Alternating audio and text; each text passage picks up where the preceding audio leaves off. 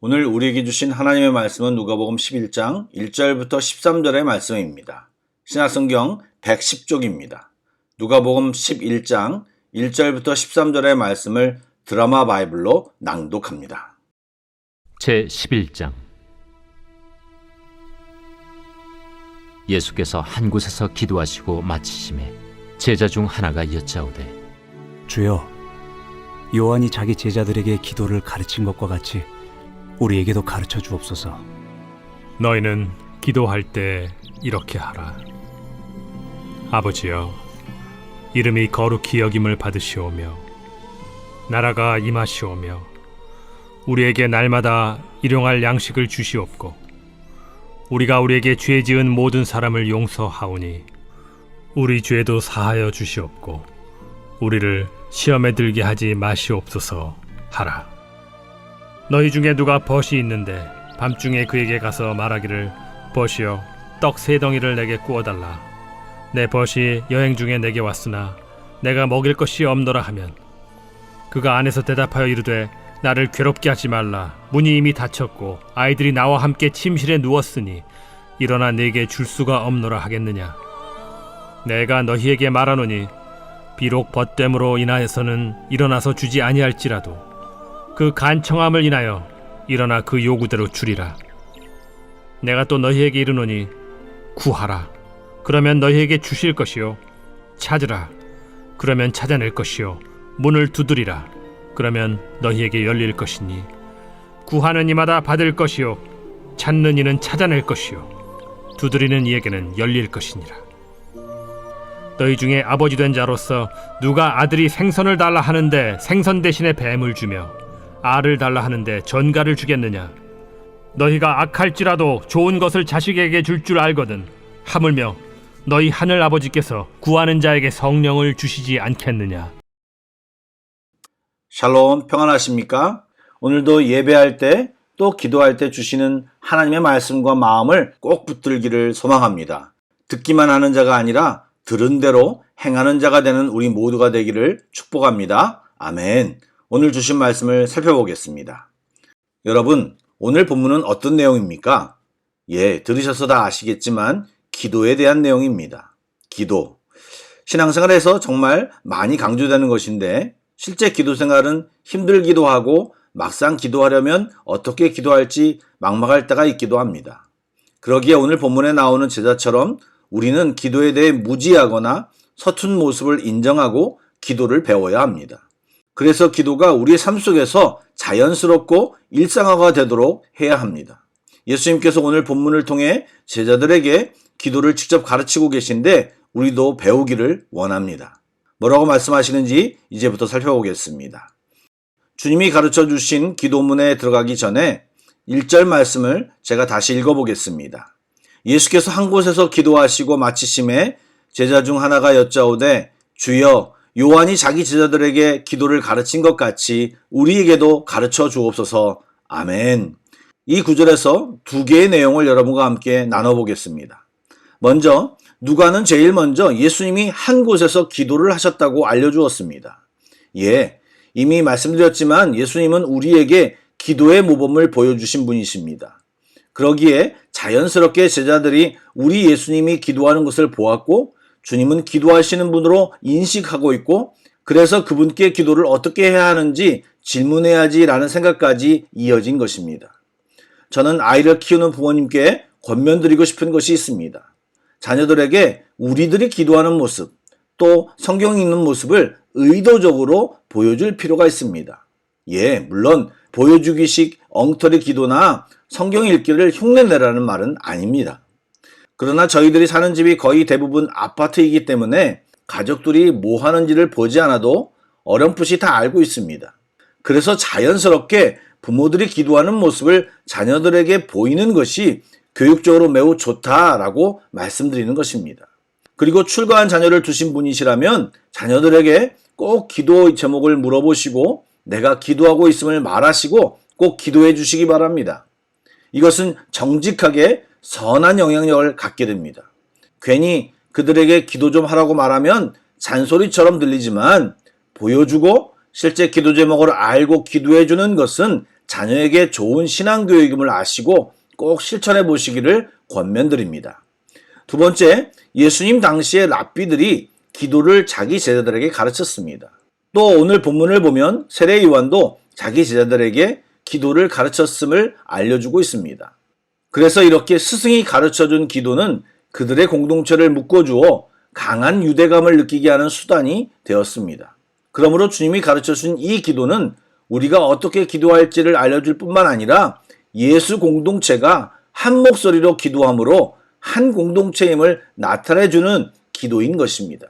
그러기에 예배와 모임을 가질 때 함께 주님이 가르쳐 주신 기도를 하는 것이 무의미한 것이 아니고 나름 의미가 있다는 것을 기억하시기 바랍니다. 제자들의 요청에 따라 예수님은 그들에게 기도를 가르쳐 주시는데 먼저 하나님을 아람어로 아빠로 부르며 기도할 것을 말씀하셨습니다. 제자들이 하나님을 아버지로 여기고 아버지께 기도드리는 형식으로 기도하라는 것은 굉장히 놀라운 것입니다. 이렇게 말씀하신 예수님의 마음은 기도라는 것은 아버지와 나누는 친밀한 대화임을 말해주고 싶은 것입니다.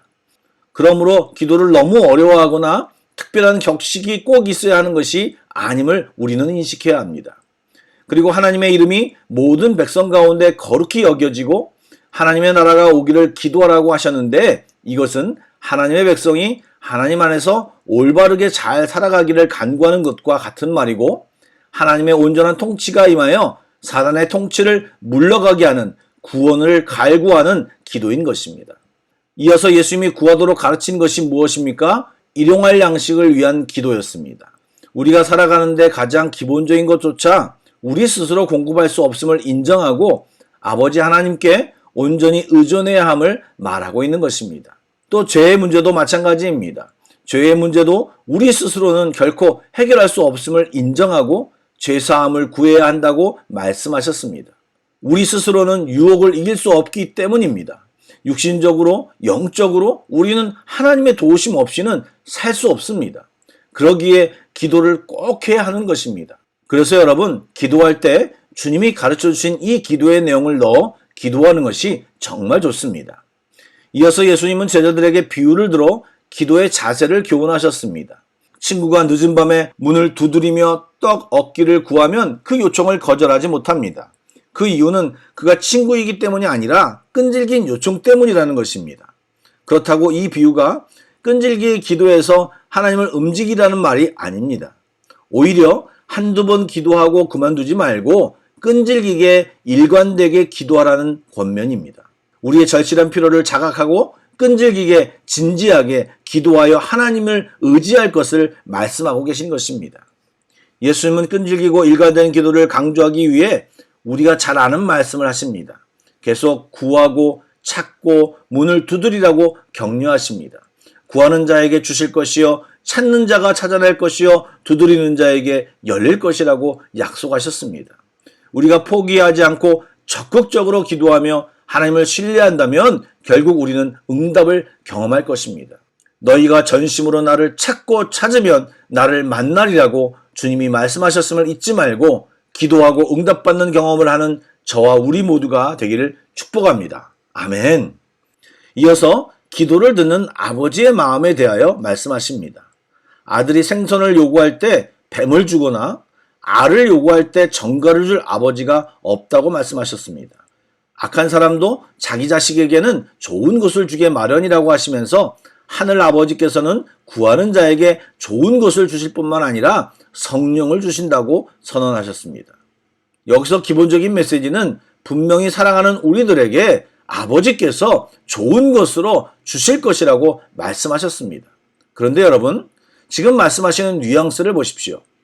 우리가 성령에 대해 잘 몰라도 성령은 우리가 좋다고 생각하는 것 이상임을 지금 성경은 이야기하고 있습니다.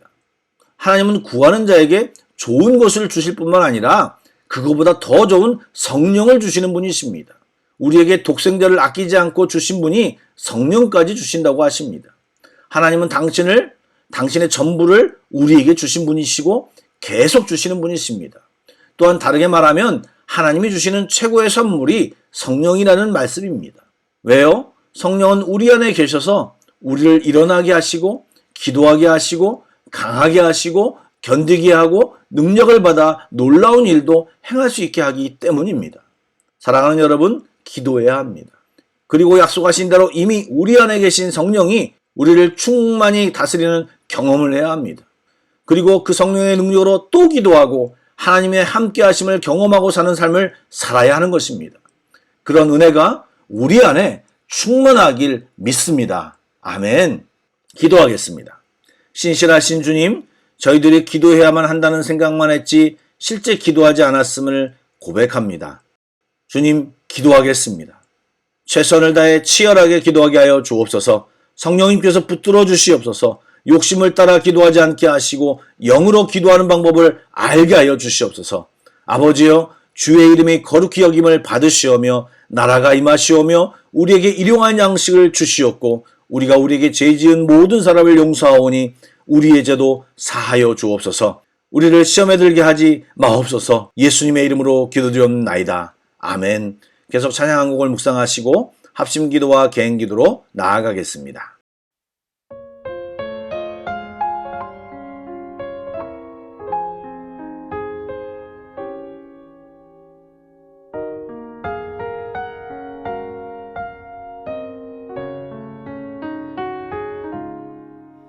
너 예수께 조용히 나가 내 모든 짐 내려놓고 주 십자가 사랑을 믿어 죄 사함을 너 받으라. 주 예수의 은혜를 입어 내 슬픔이 없어지리. 내 이웃을 늘 사랑하여 너 받은 것 거저주라. 주 예수께 조용히 나가 내 마음을 쏟아놓으라. 늘은 미리 보시는 주님 그 은혜를 베푸시리. 주 예수를 친구로 삼아 늘 내 옆에 모시어라. 그 영원한 생명샘 물에 내 마른 목 죽이어라.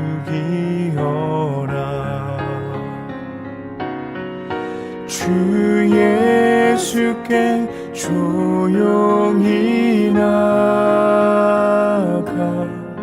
내 마음을 쏟아놓으라.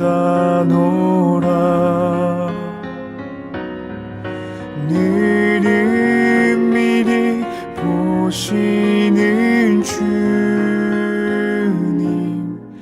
그 은혜를 베푸시리.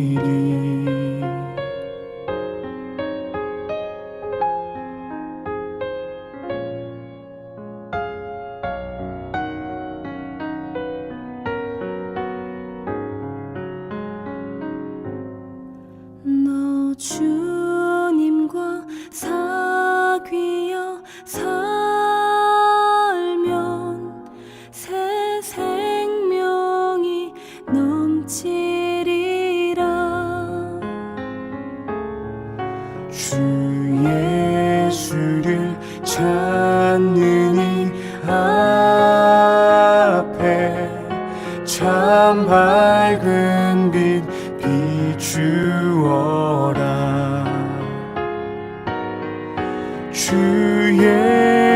주께 조용히 나가 내 마음을 쏟아놓